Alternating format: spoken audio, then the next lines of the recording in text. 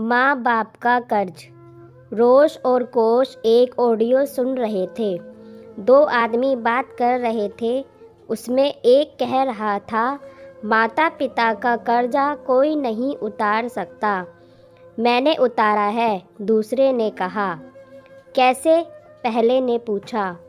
जब वो बहुत बुजुर्ग हो गए, दूसरे ने बताया, तो मैंने उनकी खूब सेवा की। बुजुर्ग और बच्चे में कोई फ़र्क नहीं होता। वो भी चल नहीं सकते, बच्चा भी चल नहीं सकता। वो भी बोल नहीं सकते, बच्चा भी बोल नहीं सकता। बच्चा बिस्तर पर अपना मल मूत्र कर देता है, बुजुर्ग भी बिस्तर गीला कर देते हैं, खराब कर देते हैं। जब वे बहुत बूढ़े हो गए तो मैंने उनकी ऐसी सेवा की जैसे माँ बाप अपने बच्चों की करते हैं। तो क्या मैंने उनका कर्ज अदा नहीं कर दिया? नहीं, पहले ने कहा। बच्चे चाहे जो मर्जी कर ले, मातृ ऋण और पितृ ऋण कभी नहीं उतार सकते। क्यों? दूसरे ने पूछा। सच बता, पहले ने पूछा। जब तू इनकी सेवा करता था और इनका दुख तुझसे देखा नहीं जाता था, तो क्या तू ये दुआ नहीं करता था कि इनकी तकलीफ़ों का अंत करने के लिए रब अब इन्हें उठा ले? हाँ, दूसरे ने हामी भरी। सोचता तो था।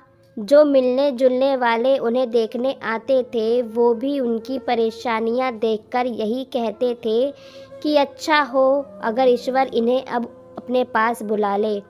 जब तू छोटा था, पहले ने कहा, बीमार हुआ होगा तो तेरे माँ बाप ने भी तेरे लिए दुआ ज़रूर मांगी होगी, पर तेरे ठीक होने की, ना कि तेरी मौत की।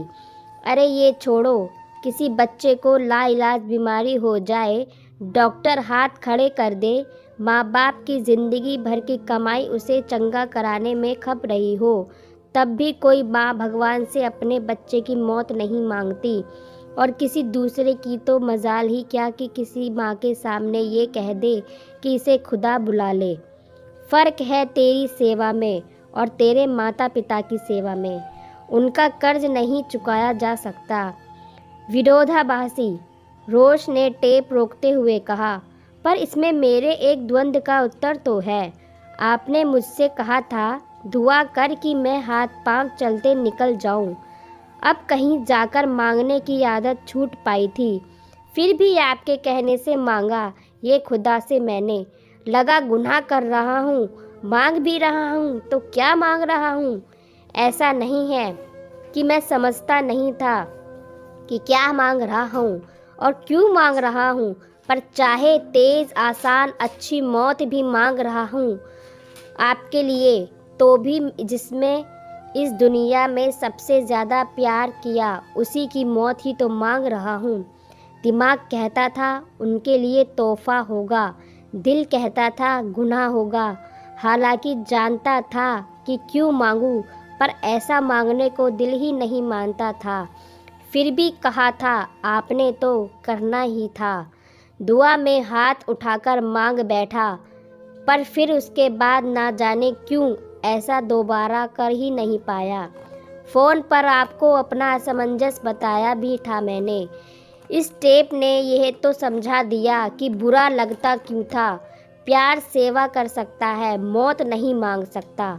मौत मांगने के लिए तो प्रेम को करुणा बनना होगा, यानी प्रेम तप कर निखर कर करुणा बनता है। मैं आपसे प्रेम करता हूँ। करुणा बनने के लिए मेरे प्रेम को जिस आग से गुजरना होगा, वो इम्तिहान मैं खुदा से क्यों मांगूं? ऐसा बुरा वक्त आपके लिए मैं क्यों मांगूं? बाकी रह गई बातें ऋण चुकाने की। ऋण तो गणित है केवल। गणित में हेर फेर नहीं होता, समझ में हेर फेर होता है। जो बकाया है वो सूद समेत चुकाया जा सकता है। चुकाते चुकाते चुकाए जाने के बाद बकाया चूक जाता है। गणित में तो 2 और 2 4 ही होते हैं हमेशा, लेकिन जीवन के हिसाब किताब में धांधलेबाजी कपटी मुनीम साहूकार जमींदार करते हैं कि जिनका ऋण कभी चुकता ही नहीं, चाहे जितना चुका लो। पितृ चोर नहीं। भागीरथ ने गंगा धरती पर उतारी, उसके पितृ मुक्त हुए, उसका पितृ ऋण चुका। यताति पुत्र पुरु ने चुकाया अपना ऋण, भीष्म ने चुकाया अपना ऋण, श्रवण कुमार ने चुकाया अपना ऋण। पितृ ऋण श्राद्ध से भी चूकता है, ऐसा पंडित कहते हैं। शास्त्र में इसका विधान है, पर श्रद्धा इंद्र श्राद्धम, श्रद्धा से जो किया जाए वह श्राद्ध है। प्रेत और पितर के निमित्त उनकी आत्मा की तृप्ति के लिए श्रद्धापूर्वक जो अर्पित किया जाए वह श्राद्ध है।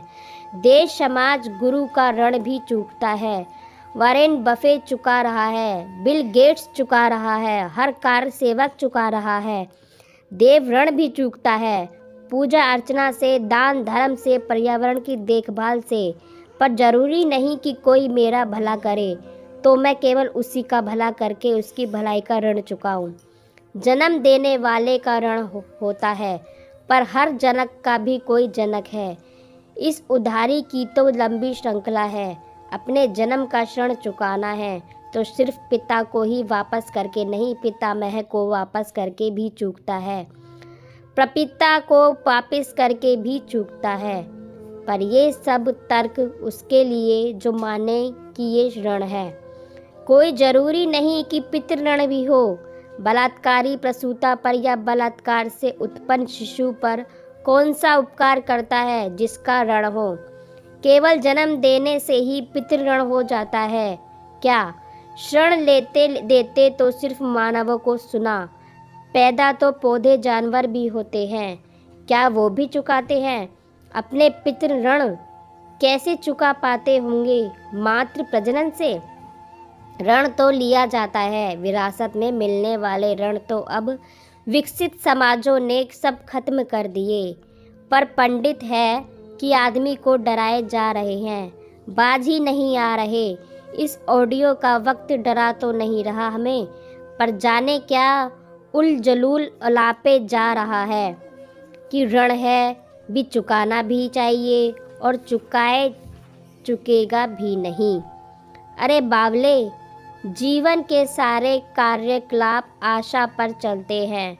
जो ऋण चुकाए जाने के बाद भी कभी चूकता है ना होना, उसे चुकाने की कोशिश ही कौन करेगा? जरा सोच समझ के तो थ्योरी बात अपनी। तो फ्रेंड्स, अगर ये कहानी आपको अच्छी लगी हो तो लाइक, शेयर और कमेंट्स जरूर करें और चैनल को सब्सक्राइब जरूर करें। Thank you.